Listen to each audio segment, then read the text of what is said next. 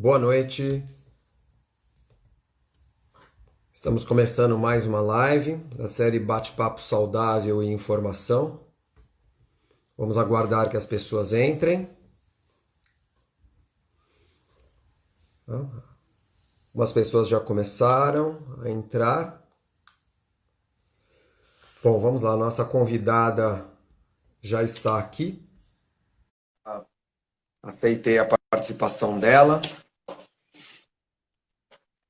Vamos lá, pessoal. Vai ser um bate-papo muito legal. Boa noite, doutora Juliana. Tudo bem? Boa noite, Cássia. Tudo bem? Tudo bem, felizmente. Estou começando agora, então, já recebendo você. E, pessoal, a doutora Juliana, ela é graduada em medicina aí pela Unifesp, né? É antiga Escola Paulista, é isso? Não se fala Isso mais mesmo. Escola Paulista? Pela Escola Carinhosamente, a gente Paulista de ainda chama de Medicina. Escola Paulista, sim. A gente chama de EPM Unifesp. A Ah, gente tá bom. tem apego pelo nome histórico. Pelo nome, tá bom. Então, depois a Juliana, ela é especialista em clínica médica também pela EPM Unifesp e especialista em geriatria. Então, vamos lá. Esse papo de hoje é um papo bastante importante, bastante útil. Tenho certeza que levará muita informação de grande importância para o pessoal. Vamos lá, o título dessa live é Demências e Alzheimer. Isso pode ser comigo, né? O que eu preciso saber? É. Isso pode ser comigo, não. Isso pode ser até comigo, viu, Cássia? Ixi. Mas vamos lá. Deixa, antes eu te fazer uma pergunta importante, até para quebrar qualquer preconceito que possa haver, né? O que é geriatria? Pois é. O que eu mais recebo é gente no consultório falando assim: olha, eu vim aqui no geriatra, mas eu não sei exatamente o que essa especialidade faz. Então, é Ah, assim, não, vamos quebrar o tabu mesmo. O geriatra não é só médico de idoso, tá? Pela OMS, a terceira idade começa aos 60.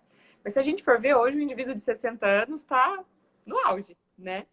E a gente fala que o ideal é que chegue até mais cedo, porque o geriatra ele foca não só no tratamento das doenças do envelhecimento, mas principalmente na prevenção dessas doenças, né? Algumas doenças muito próprias, muito particulares do processo do envelhecer, e outras doenças que a gente já vem carregando aí desde a vida adulta. Então, quanto mais cedo a gente procurar, melhor. Eu tenho pacientes aí na casa dos 40 que me procuram, já focando no envelhecimento saudável, né? Que é o ideal, né? Depois que você às vezes já tem muitas comorbidades, já não, né? O geriatra talvez já agregue muito, muito menos do que ele poderia se você tivesse procurado mais cedo. entendi.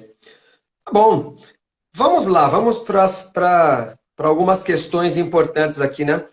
Quais são essas doenças, né? Quais são as doenças mais comuns do envelhecimento? Isso. A maioria delas a gente adquire ainda na vida adulta, né? É fruto de algumas questões genéticas, fruto de uma vida não muito saudável, né? Então, as principais são dislipidemia, hipertensão, diabetes, hipotiroidismo e, por que não dizer, as doenças neurodegenerativas, né?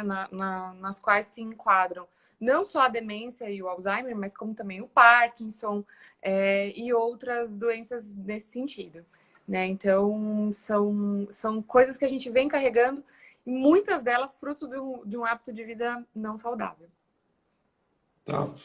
O que são os hábitos de vida não saudáveis? É, nós Alguns vamos, exemplos aí. nós vamos ainda tocar muito nesse assunto, né? Porque essa é a chave do envelhecer bem, né? Os hábitos não saudáveis é o tabagismo, o etilismo, o sedentarismo, que talvez hoje seja um dos principais, né? Hoje a gente já sabe a importância do não beber, do não fumar, mas o sedentarismo hoje talvez responda pela maior parte das doenças, né?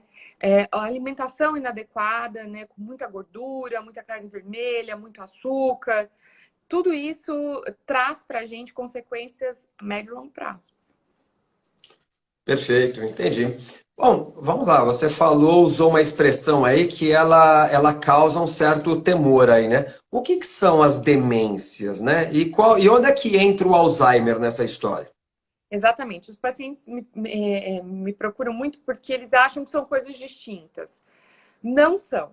A demência, ela é, vamos dizer assim, um diagnóstico amplo.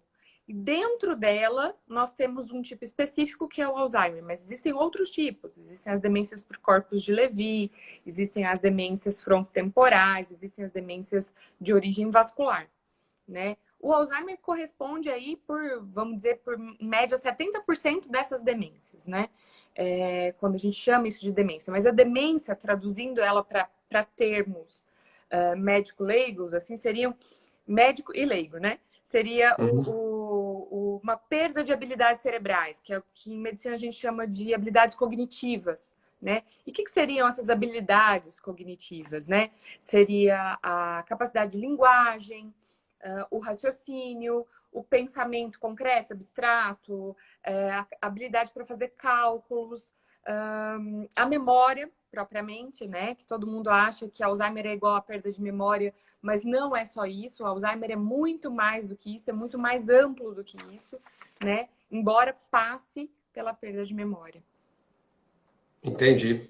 Bom, ou seja, o Alzheimer aí 70% das demências, é isso? Isso, se a gente tratar, vamos dizer assim, a demência como um bolo, 70% desse bolo chama Alzheimer, né? Os outros 30% a gente divide nas outras formas não tão comuns, né? Tá bom, quer dizer, tem uma importância bastante grande, né? Mas vamos Tem. lá, o que que é então Alzheimer, né? O que que é, quando começa, como é que ele se desenvolve, quais os primeiros sinais? Isso. O Alzheimer ele é classificado como uma doença neurodegenerativa progressiva. Então, o que que significa isso, né? Traduzindo aí do Medicaid para um termo que as pessoas possam Por entender melhor. favor. Né? O que é uma doença neurodegenerativa progressiva, né? E irreversível. É uma doença que degenera o neurônio, ou seja, eu vou perdendo os neurônios ao longo do tempo, então por isso progressiva, de uma maneira irreversível, ou seja, uma vez instalada a doença, ela vai ter o seu curso e eu não tenho como voltar atrás. Eu não tenho como reverter isso com terapia, com medicação, né? Então, por isso ela é progressiva e irreversível, né?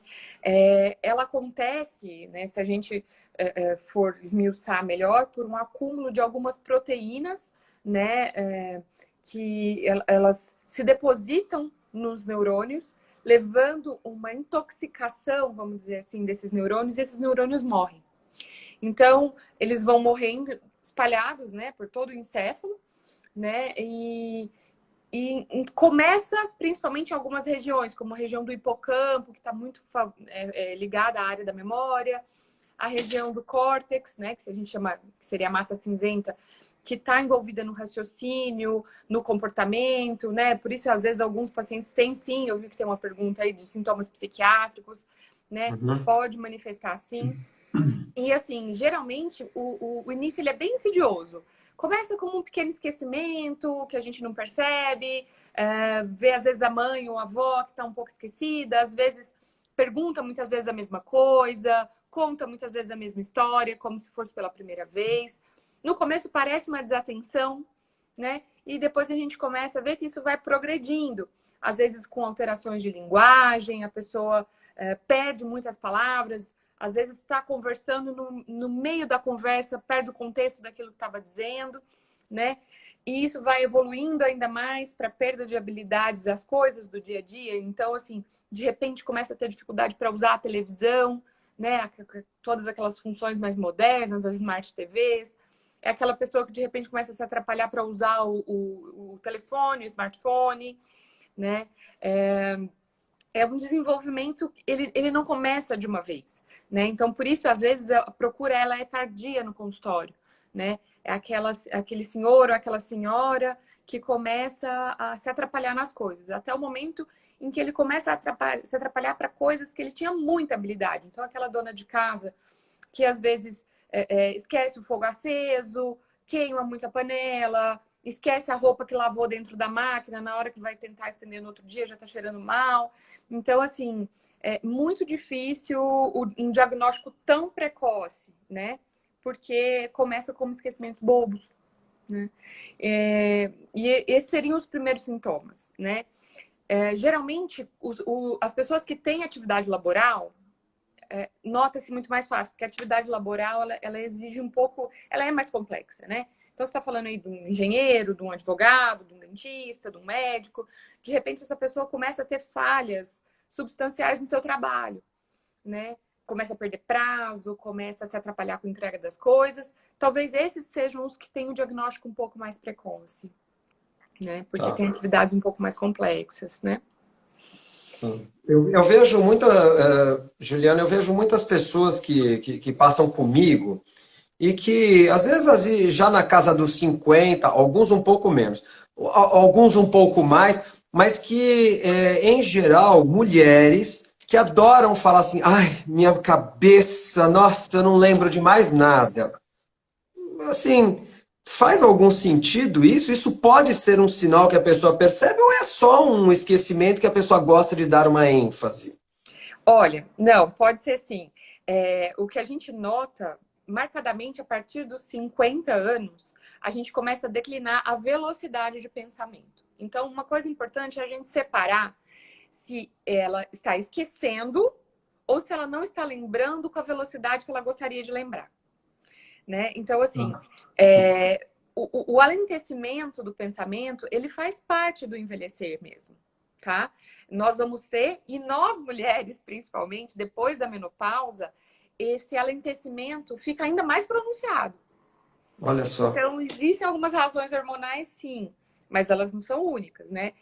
O fato é que aos 50 anos tem aí um certo marco que começa a declinar a velocidade do pensamento. Mas entenda, não lembrar com rapidez é diferente de esquecer. Sim. Então, se a pessoa, por exemplo, vou dar um exemplo. A gente tinha essa live marcada. Eu não entro.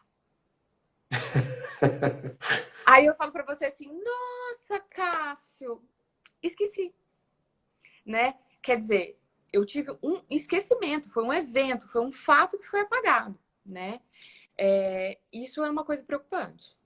Outra coisa é eu entrar com 10 minutos de atraso, putz, esqueci, né? Desculpa, me atrasei, me atrapalhei. Ou uma coisa muito corriqueira que a gente vê quando as pessoas estão numa conversa e você quer lembrar o nome, sei lá, nós estamos conversando sobre um filme e você quer lembrar o nome do ator do filme, do ator principal.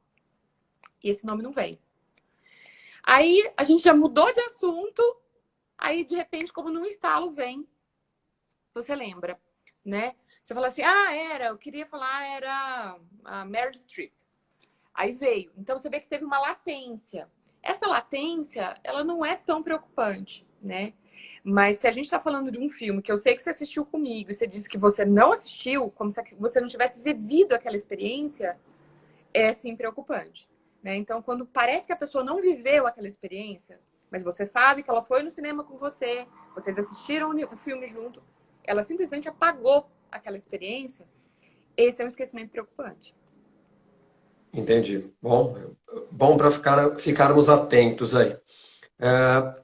A gente está fazendo hoje em dia, né, nós como pessoas aqui, nós estamos fazendo alguma coisa errada que favoreça o surgimento e o desenvolvimento aí do Alzheimer? Olha, estamos e não estamos, né? Por que estamos e não estamos? Estamos porque a gente está vivendo uma vida cada vez mais fast, né? Tudo é corrido, tudo é rápido, tudo é o tempo todo.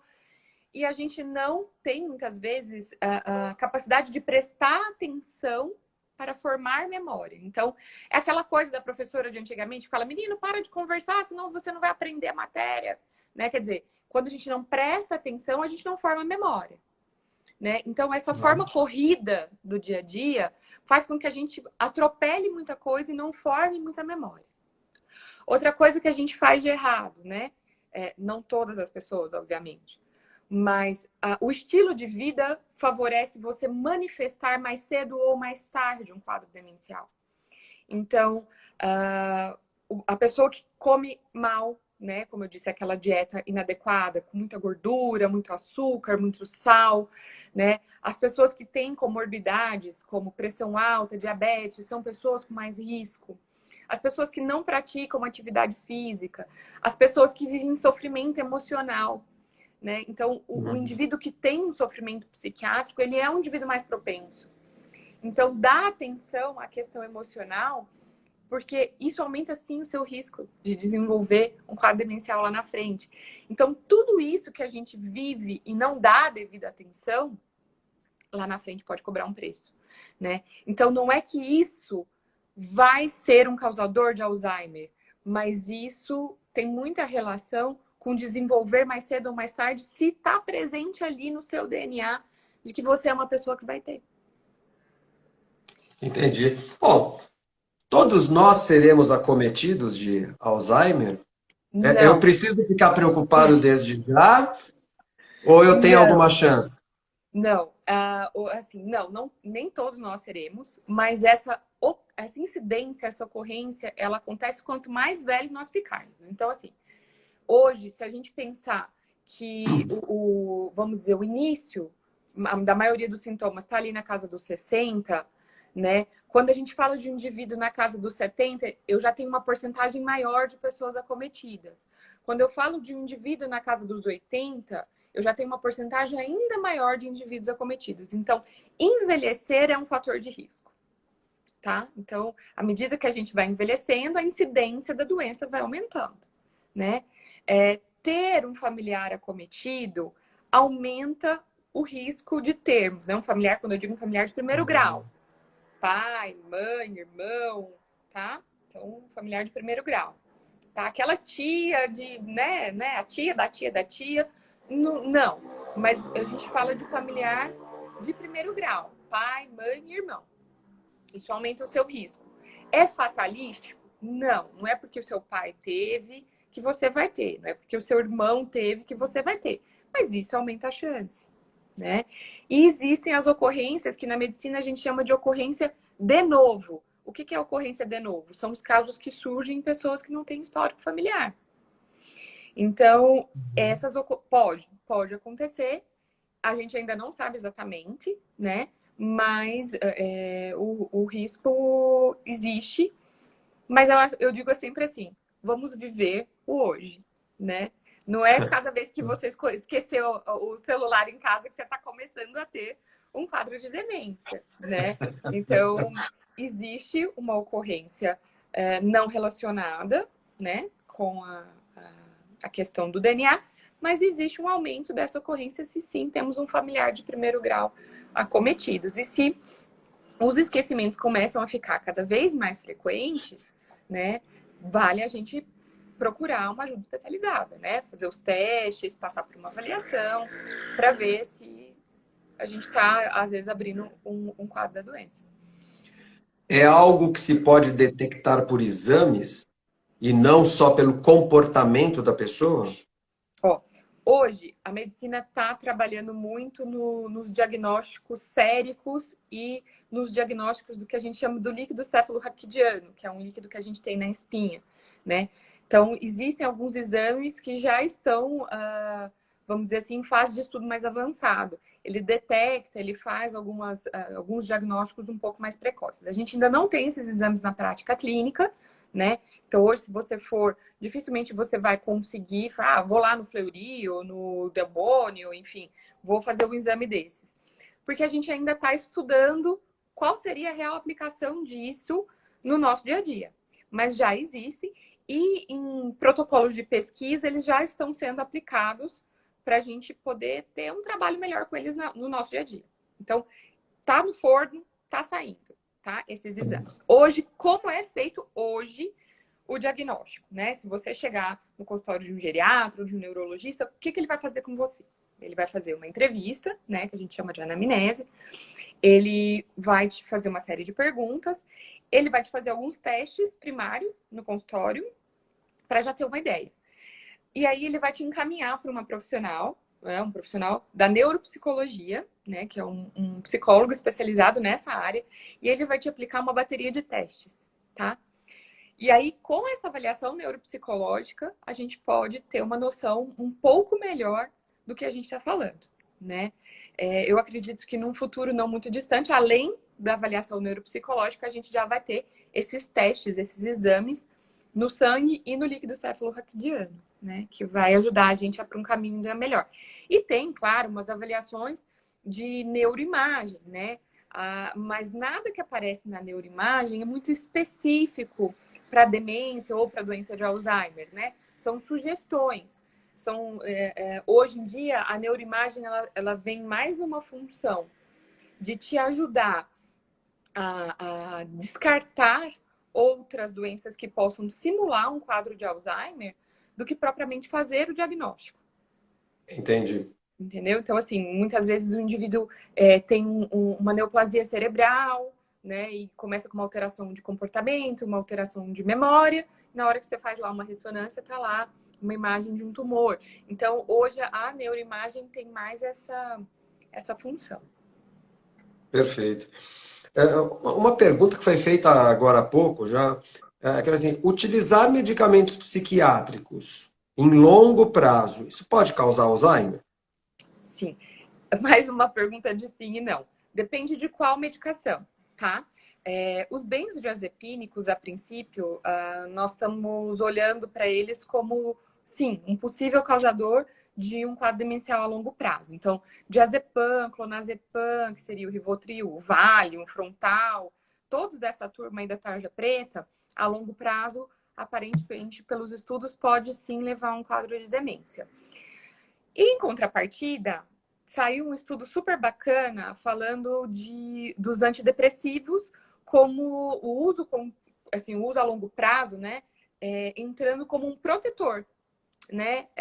A gente acredita que não pela droga em si, mas pelo fato dele tratar o quadro de depressão, que é um fator de risco a longo prazo para a demência.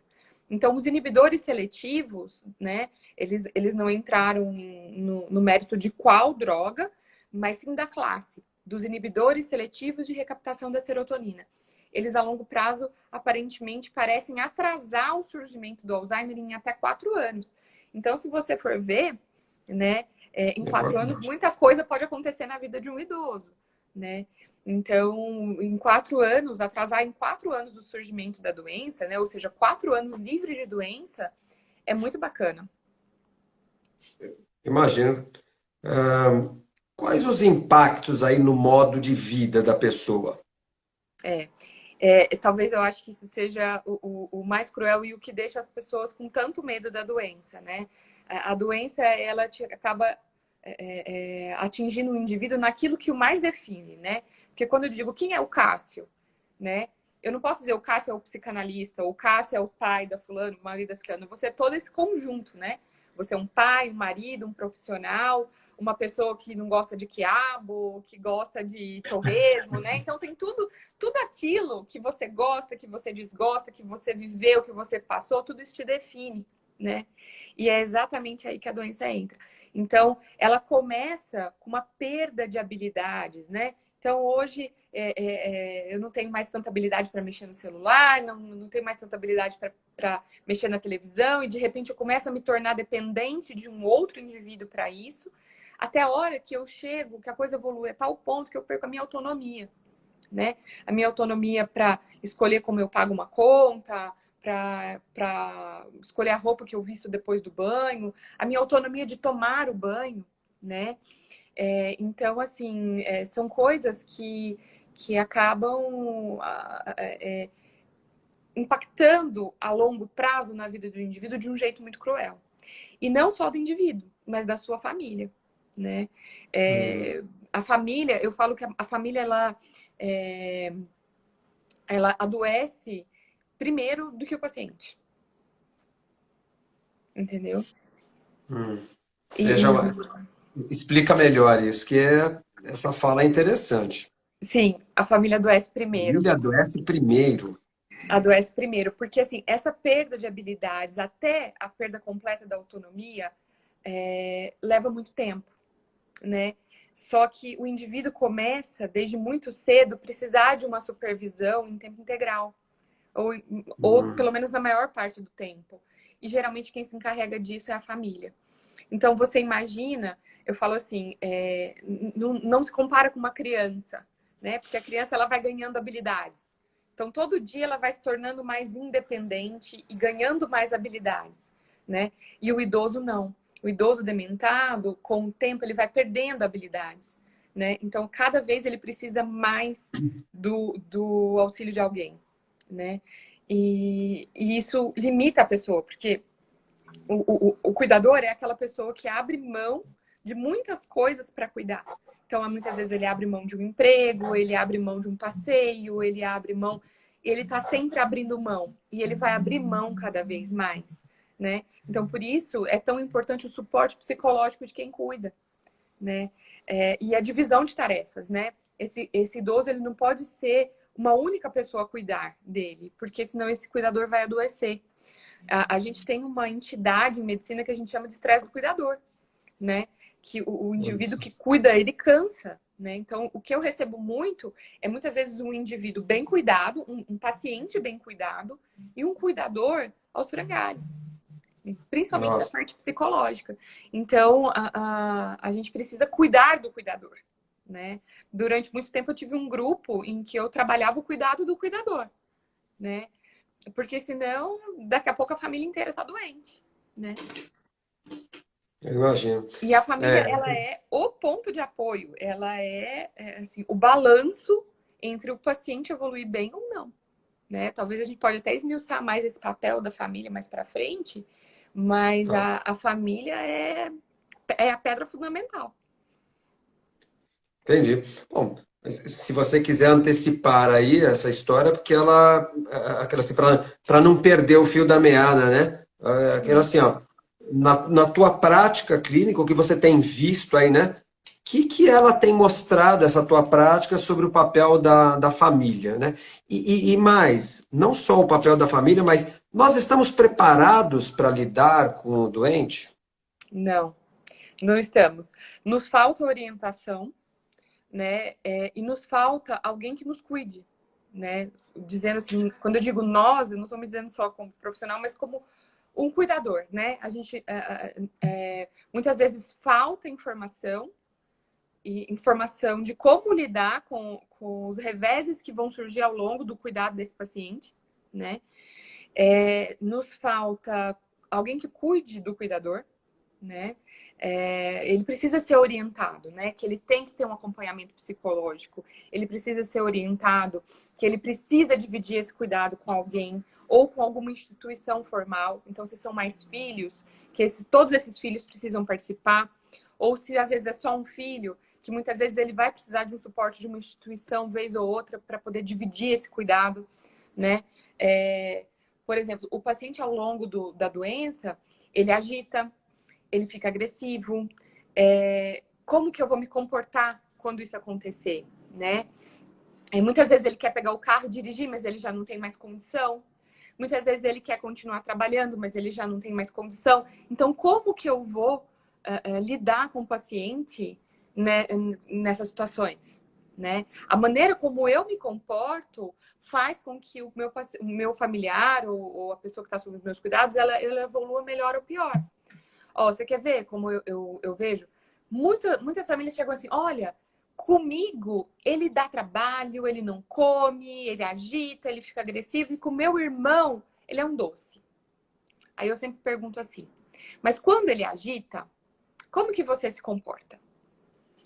Porque isso tem toda a diferença, né? Você fica bravo, você está constantemente tentando corrigir esse paciente, falando que ele está fazendo errado, que não é certo, que não é assim.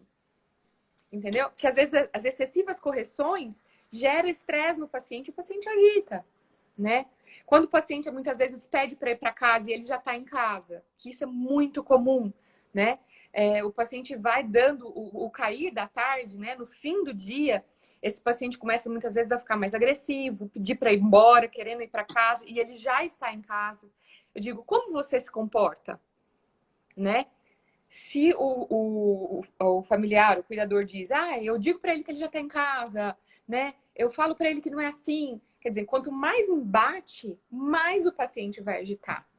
Quanto mais agitada a casa, com muito barulho, muita confusão, muita briga, mais agitada esse paciente vai ficar, né? Então, por isso que a família é o ponto de apoio. Se eu tenho uma família que acolhe, uma família que é tranquila, o paciente agita menos. É claro que ele vai agitar, é claro que a culpa não é só do familiar.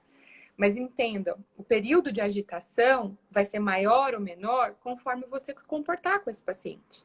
Se ele pedir para ir para casa e ele já está em casa, é porque a casa que está na memória dele é a casa da infância, ou a casa de quando ele casou, ou a casa da adolescência. Eu sempre digo, espalha coisas que são referências visuais de que aquela é a casa dele. E não adianta você pôr uma foto dele com o netinho que acabou de nascer. Você tem que pôr uma foto dele com a mãe. Você tem que pôr aquela máquina de costura velha dela num lugar onde ela consiga ver, entendeu? Para que isso crie para ela referências visuais de que aquela é a casa dela. E se ainda assim não funcionar, eu sempre digo assim, acolha. Ah, eu quero ir para minha casa. Acolhe. Fala, tá bom, eu vou te levar. Mas tá um pouco cedo. Vamos tomar um café? Ou vamos tomar um banho? Sempre acolha o pedido do paciente e coloque uma atividade distratora. O paciente tende a acalmar. Do que se você ficar, não é agora. Eu tenho pacientes que, às vezes, mesmo assim, ainda pedem para ir para casa. Eu falo, coloca no carro, dá umas voltas no quarteirão e tudo, e entra, entendeu? Se essa incidência é frequente, né, na hora que você vê que o paciente vai começar a agitar, antecipe-se. Fale assim, você tá querendo ir para casa? Ele vai dizer que tá. Você fala assim, então vamos fazer o seguinte, vamos juntar umas coisinhas, já bota ele no carro, dá uma volta. Geralmente isso acalma. Porque senão a gente entra naquela ciranda de remédio, aumenta a dose. E muitas vezes o paciente só precisa de acolhimento, ele não precisa de uma dose mais alta do remédio. Entendeu? Entendi. Então, você veja que isso é o papel da família, esse é o papel do cuidador, né? E, geralmente, o cuidador é a família, tá? Existem os cuidadores terceirizados, mas muitas vezes são pessoas que não receberam um treinamento formal. Então, a família vai entrar nesse papel de treinar esse cuidador que tá ficando, que às vezes tá na casa do senhorzinho, da senhorinha para dormir, para passar a noite, só para ajudar a família no cuidado, ou que vai ficar no final de semana. Então, assim, precisa se orientar. O acolhimento da agitação, né? E não ficar bravo porque ele está agitado. Então, quanto mais você ficar bravo, quanto mais você se alterar com a alteração dele, né? Mais ele vai ficar agitado. Aí entra num círculo vicioso, né? Então, acolher. Talvez essa seja a grande palavra, a grande mensagem. Acolher. Acolha e distraia. Acolha e distraia. Isso já funciona na imensa maioria dos casos. Entendi. Existe, pode parecer estranha a pergunta, mas existe algum treinamento, porque você usou essa expressão, existe algum treinamento para a família? Porque o que eu estou percebendo é o seguinte, se hoje acontecesse isso na minha casa, eu não estaria preparado para... Eu não teria essas dicas mínimas para lidar com o paciente, com o doente. Então, existe algum treinamento para isso? Sim. No consultório, eu acabo sempre fazendo muitas orientações a esse respeito, do como se comportar, né? Mas existem os cursos formais, sim, existe, né? A ABRAS, que é a Associação Brasileira de Alzheimer, eles têm cursos. No consultório, durante algum tempo, eu fiz grupos onde eu fazia uma espécie de um treinamento para essas situações do dia a dia, né? Eu juntei um grupo de familiares de pessoas com Alzheimer e fiz esse treinamento com eles, né? Estamos planejando aí por questões de vida pessoal. Eu dei uma postergada, mas estou planejando voltar aí com esse grupo também, né? Foi muito bacana, eu achei que ajudou muito. E existem existem os grupos de cuidador formal, né? Por exemplo, o SESI tem o curso de cuidador e isso é passado para essas pessoas. Mas para os familiares, a coisa fica meio perdida mesmo, né? Tem a Abras, que tem essa questão mais formal, eles têm palestras, tem essas coisas. E os médicos, né? O dia a dia do médico. É o familiar trazer, olha, doutor, tá acontecendo isso, eu não sei como me comportar, tá acontecendo aquilo, como que eu faço? Então, assim, o geriatra acaba sendo o grande apoio da família, né? Eu falo que eu tenho... duas consultas em uma. Porque eu trato a família e trato o paciente numa consulta, né? Porque a angústia é tremenda, né? A angústia que a família traz é muito grande. Então, a gente precisa, sim, né, criar mais mecanismos de treinar essas famílias, né? Ou pelo menos de deixar a informação de um jeito mais acessível, sim. Olha, dando até a brecha para você puxar a brasa para a sua sardinha, mas você diria que o geriatra é um profissional mais acolhedor do que outras especialidades da medicina? Olha, eu não diria que a gente é mais acolhedor, mas talvez a gente tenha mais hábito de trabalhar com essas outras angústias, né? Exatamente porque a gente vê todos os aspectos de um indivíduo, então eu não olho só a demência, né?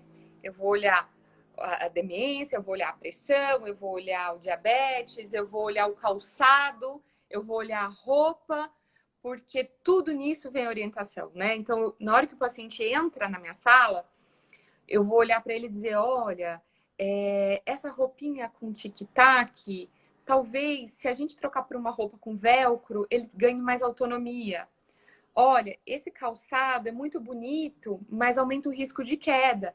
Então, você veja que, olha, a Nossa. bengala não está sendo segurada da forma correta. Então, a gente já tem esse treinamento de olhar o indivíduo como um todo. Então, a gente tem uma facilidade maior de acolher, né? E principalmente essa preocupação com a parte emocional, que talvez o nosso dia a dia traga mais, né? E esse emocional, quando eu digo, não é só o emocional do paciente, não é só o emocional do doente, é o emocional de quem cuida. Porque o cuidador, para mim, ele é uma extensão do paciente, né? Eu não tenho como olhar para o paciente sem olhar para o cuidador, sem olhar para a pessoa que passa a maior parte do dia com ele, né? Então, nesse sentido, eu vou dizer que a gente acolhe até pelo treino, né? O treino é maior mesmo. Eu entendi.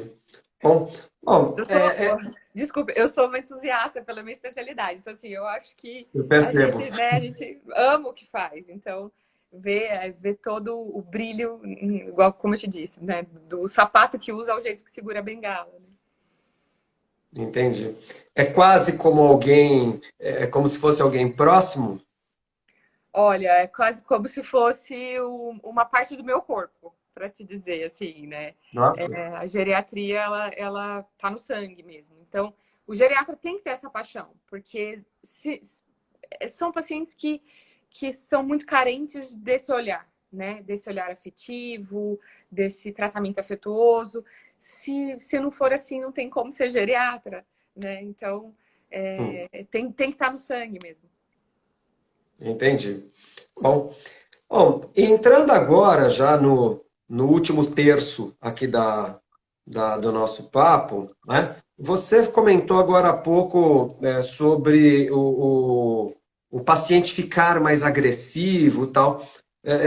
Todos os doentes ficam mais agressivos? Não, não são todos. E a gente não tem como prever quais serão aqueles que ficarão agressivos, tá?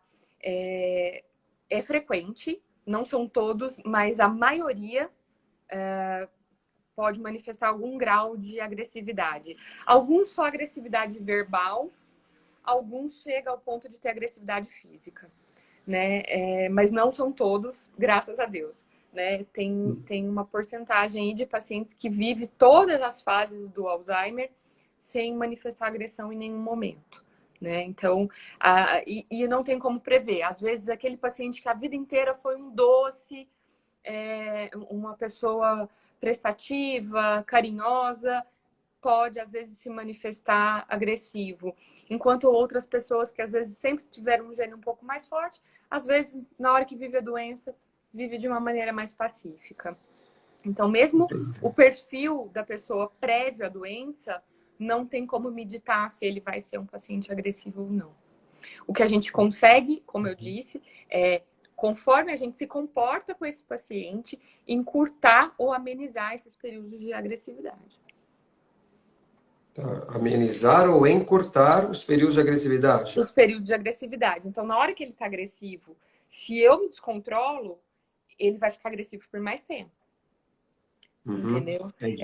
Se ele está agressivo, eu me acalmo, né? Acolho, acalmo, eu vou fazer com que esse paciente vá se acalmando até a hora que cessa a agressividade. Entendi. E é comum, né? Você comentou já alguma coisa, mas é comum a agitação no final do dia? É o período, a gente chama, tem até um nome carinhoso que a gente dá isso na geriatria, que é a síndrome do pôr do sol. Na hora que começa a cair o sol, que começa a entrar aquele lusco-fusco, o paciente fica mais agitado, né? Eu lembro que quando eu estava na residência de geriatria, era a hora que a enfermaria ficava um transtorno, né? Porque eles agitavam. Mas, como em medicina, tudo que tem muita teoria, porque tem uma resposta não muito boa, tem teorias que falam que é a respeito da liberação de hormônios, outros falam que tem relação mais com a questão psicológica, enfim. O fato é que vai caindo à tarde, é o horário que eles agitam mais mesmo, e a gente não tem uma grande explicação do porquê que isso acontece, né? Mas acontece. Então, eu sempre coloco assim, se é uma coisa muito frequente, às vezes a gente ajusta algumas medicações para esse horário, quando elas se fazem necessárias, né? E às vezes eu falo para colocar atividades que o paciente goste. Então, se ele gosta da missa, da Rede Aparecida, é a hora de ligar a missa. Se ele gosta de às vezes dar um passeio, às vezes essa é a hora que você pode prepará-lo para isso, né? Falar, vamos dar uma voltinha ali no quintal, uma volta no quarteirão, né? Colocar um distrator mais ou menos esse horário para o paciente não agitar muito. E se ainda assim ele agitar, como eu disse, acolher. Tá bom. Existe a demência aqui, e mesmo e o Alzheimer em especial, precoce? Existe. Graças a Deus, eles são bem raros. E o Alzheimer precoce, ele é bem relacionado a alguns genes específicos.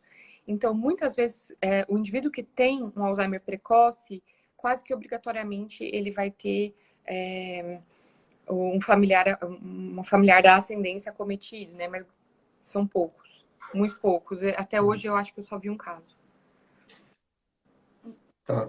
Eu posso dizer que ele tem a hereditariedade, porque você citou a questão de outros familiares aqui de primeiro grau, né? Como Mas um fator de risco, sim. como fator de risco. Agora, existe o Alzheimer pode ser hereditário?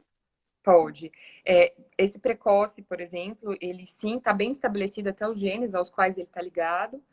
E existe sim uma hereditariedade, porque aumenta assim, tudo que a gente tem, quando a gente tem um familiar em primeiro grau acometido e aumenta o nosso risco, isso está amarrado numa hereditariedade. A questão é que a gente tem alguns genes, mas a gente suspeita que a gente não descobriu todos. A gente ainda está aí no caminho de desvendar quais são todos os pares que possivelmente possam estar acometidos, né? Uma coisa que a gente bateu muito pouco na tecla, a gente está falando muito de hereditariedade, né? De hereditariedade do Alzheimer, mas a gente está falando muito pouco do fator de risco que pode levar pessoas que não têm hereditariedade a desenvolver, né?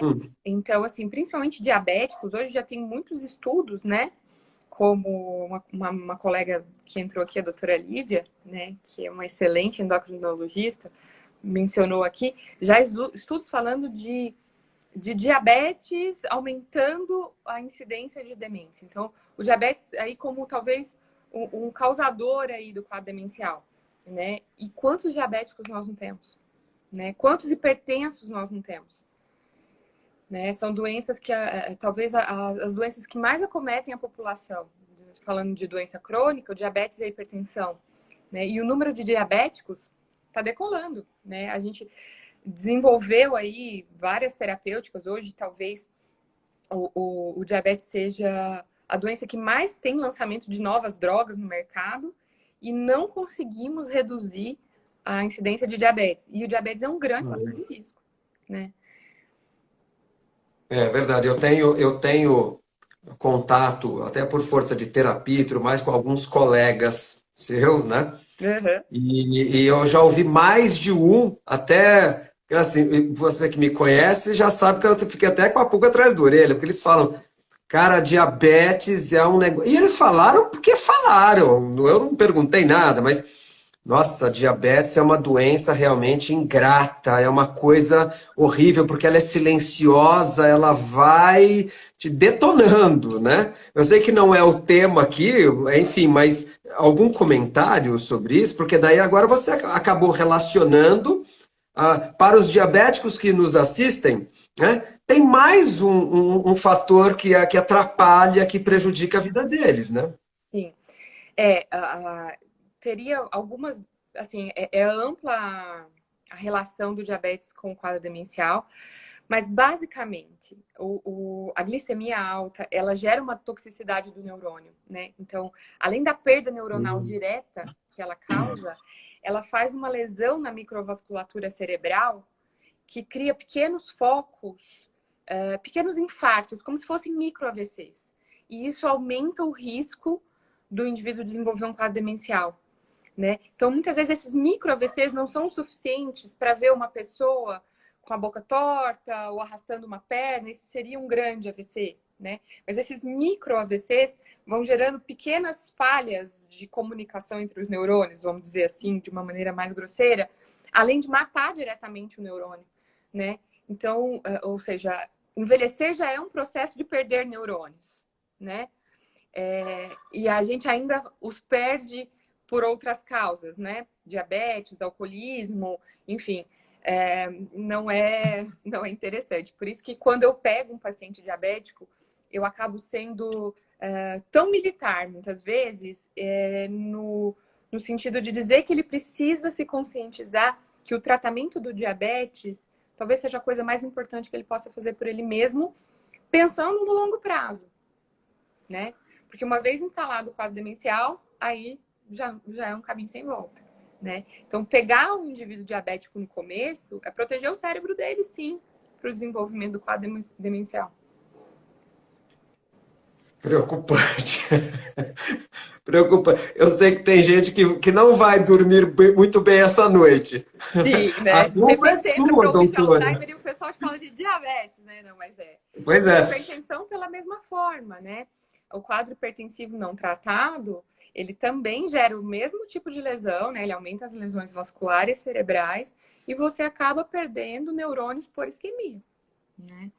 Então também não é uma boa não tratar a pressão, aquela coisa de só tomar o remédio da pressão quando dói a nuca, né, que o pessoal faz, ou mediu, a pressão tá boa, hoje eu não preciso tomar o remédio da pressão. Então tratar essas doenças crônicas é preservar o seu cérebro, né?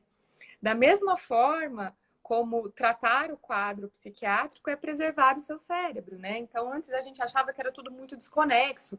A medicina via a psiquiatria como algo muito etéreo, né? Muito e não, né? A psiquiatria está intimamente ligada com a sua sede, que é o cérebro, né? Então, o fato de você não não tratar um quadro de depressão, ele aumenta sim o seu risco lá na frente de desenvolver um quadro de demência, porque você tá depletado de neurotransmissores, né? Essa depleção de neurotransmissores, né, cobra o seu preço a longo prazo, né?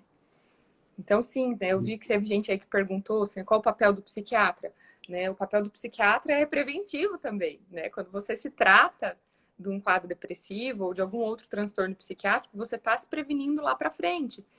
E também tem o papel do colega da psiquiatria que ajuda a gente nos manejos das alterações de comportamento, que alguns pacientes com Alzheimer têm alterações de comportamento mais graves, graças a Deus não são todos, mas tem uma alteração de comportamento um pouco mais grave, e aí muitas vezes a gente precisa lançar a mão da ajuda desses colegas, né, para tratar o comportamento, né, para que o paciente fique mais sociável, possa conviver com os familiares, possa sair, né. Entendi. Vamos lá. E o contrário? Por exemplo, algumas então enfermidades aí que podem levar à demência, ao Alzheimer, assim. E o contrário, o Alzheimer, né? Ele pode provocar. Existem doenças que são decorrentes do primeiro do quadro de Alzheimer, Olha, primeiramente dele. o Alzheimer ele não entra como um causador de outras doenças, mas vamos dizer que ele é um facilitador, porque quando eu tenho uma doença que ela é neurodegenerativa, eu começo a degenerar o cérebro em vários pontos, é, ela, ela abre portas para outras doenças. Então, assim, eu começo essa degeneração cerebral, eu aumento o meu risco de desenvolver um quadro de depressão secundária ao Alzheimer. Eu começo essa degeneração cerebral, eu aumento o meu risco de desenvolver sintomas parkinsonianos. Mas veja bem, não é uma doença de Parkinson, não é uma depressão primária. São doenças que acontecem em decorrência do Alzheimer. Elas são doenças secundárias, tá? Então, seria mais por isso, né? Eu estou vendo um monte de gente perguntando de sudoku, leitura, né? É, fazer É, palavra cruzada. Funciona? se isso ajuda. Então, assim, é, não, não uma atividade específica. Então, por exemplo, só o sudoku, né? Você faz sudoku, sudoku, sudoku, sudoku, chega uma hora que você está treinado, você faz o sudoku sem ver. É o desafio cerebral que isso traz. Então, na hora que aquilo começa a ficar muito, muito medular, que a gente fala, né? Você faz até de olho fechado, aquilo já deixou de ser um estímulo. Então, a leitura, ela é muito boa, você ganha linguagem, você amplia a linguagem. O sudoku é muito interessante, porque você treina cálculo, você treina estratégia, né? Os problemas de lógica são... Então, você tem que diversificar. Porque se você faz só, por exemplo, só caça-palavra, não faz muito sentido, né? Chega uma hora que você fecha o olho, você já encontra. Então, você tem que diversificar. Você tem que fazer o sudoku, você tem que fazer o problema de lógica, você tem que fazer o caça-palavra, você tem que ler. Então, a gente fala que é o desafio intelectual. A gente sabe que aprender um novo idioma atrasa em até 5 anos o surgimento de um quadro demencial. Então, para Opa! quem estava pensando aí, talvez, em começar uma aula de um novo idioma, tá aí um bom incentivo, porque é o desafio cerebral que isso traz. Então, a gente tem que colocar desafios para o cérebro. Então, eu tenho paciente que fala assim, eu faço tricô. Então, ótimo, só que você tem que trocar o projeto. Então, não adianta fazer só sapatinho. Então, você tem que fazer um suéter, você tem que fazer... Aí, você tem que procurar aprender crochê, aí você tem que procurar fazer um patchwork, entendeu? Então, assim, você vai se diversificando dentro daquilo que te atrai, né? Então, não adianta, por exemplo, falar assim, eu, Juliana, vou lá, vou aprender a fazer patchwork. Eu não sei passar agulha na máquina de costura, não vai dar muito certo, entendeu? O que eu gosto? Dentro do universo que eu gosto. Eu gosto de idiomas, então eu vou aprender, eu vou fazer italiano. Eu gosto de cálculo, então eu vou, sei lá, aprender alguma outra coisa que mexa com cálculo, né? Saiu um estudo muito legal que fala a respeito de que algumas profissões são mais protetoras para Alzheimer do que outras. Então, quem Opa! está encabeçando a lista ali são os arquitetos, né? É Porque mesmo? não são os médicos, tá? São os arquitetos. Que cada projeto que ele recebe é diferente, porque cada cliente tem uma necessidade, cada terreno, Então, assim, ele tem que sair da caixinha todas as vezes, entendeu? Então, esse sair da caixinha, esse desafio cerebral, são coisas que, sim, elas são protetoras para o cérebro. Então, bora voltar para a faculdade, bora entrar no curso de idioma. Se você gosta de artesanato, aprender outras técnicas, porque é isso daí que vai deixar o seu cérebro na ativa, né? Eu brinco que é a fisioterapia cerebral. Então, não basta só fazer atividade física como uma forma protetora para o Alzheimer, porque a atividade física, ela gera novas conexões neuronais, né? Mas a atividade intelectual também gera novas conexões neuronais, né? Então, assim, o nosso número de neurônios, ele é limitado, né? Eu tenho lá um número X de neurônios. O que vai fazer ou não esse efeito protetivo é quanto esses neurônios se conversam, entendeu? Então, se eu Ah, tenho poucas ligações, o meu cérebro funciona de uma forma. Se eu tenho esse mesmo número de neurônios com mais ligações, meu cérebro funciona muito melhor, né? Então, se eu tenho uma interrupção aqui, eu tenho uma outra passagem por lá. Então, eu crio vias alternativas, né? Então, o negócio é montar conexões, né? E aí é que entra uma coisa muito interessante. Essas conexões, elas começam a se formar lá na infância, né? Então, por isso que eu brinco que o geriatra está tão de mãozinha dada com o pediatra, porque essas conexões, elas se formam lá na infância, né? E elas vão se estreitando e aumentando ao longo da vida. Mas a maior parte, o grosso, se forma na infância. Então, aí a gente tem que ficar atento às nossas crianças aí também, viu? tá bom. Entendi. Bom, embora você já esteja fazendo, né? Nós temos nos 5 minutos finais aqui, mas vamos lá. Conselhos. Aí de uma Olha, forma bastante ampla, né? Conselhos para quem está nos vendo e nos verá depois. olha, o meu primeiro conselho é cuide-se, né? Cuide-se do que você come, cuide-se com a atividade física, cuide-se da parte emocional, cuide-se do seu intelecto. Então, cuide-se, é o primeiro. A segundo, eu acho que tenha atenção em quem te cerca. Fique atento ao seu pai, fique atento à sua avó, fique atento ao seu esposo, à sua esposa, né? Tá estranho?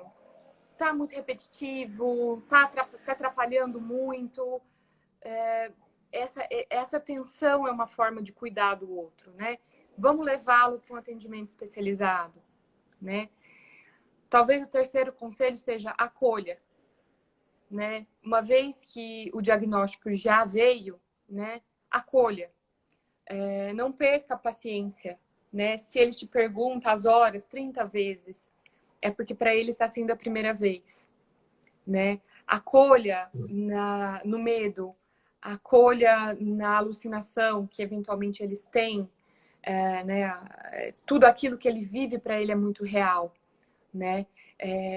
Então, o acolhimento na angústia, o acolhimento na alucinação, o acolhimento no medo e o acolhimento no diagnóstico, quando ele acontece, né? Porque muitas vezes o paciente, ele ainda tem muita autonomia na hora que ele recebe o diagnóstico.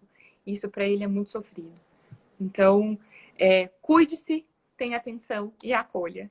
Eu acho que seriam os meus conselhos aí. Tá? Eu vejo que muita gente faz, não sei se essa linguagem é comum a ambos aqui, né? Nas nossas modalidades, mas o luto antecipatório, né?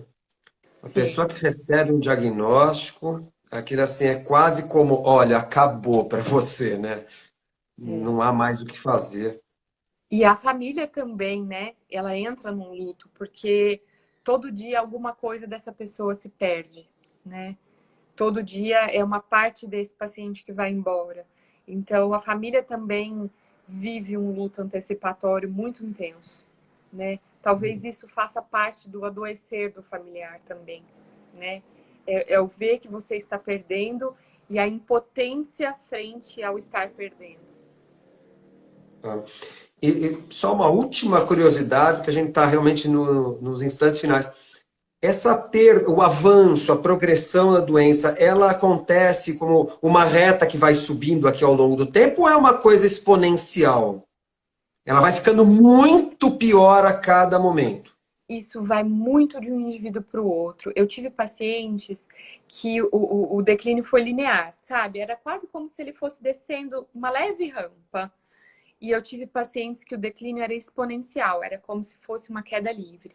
Isso varia muito dos estímulos que você recebe, porque quando a gente faz o tratamento, que a gente nem falou aqui sobre o tratamento da doença, né?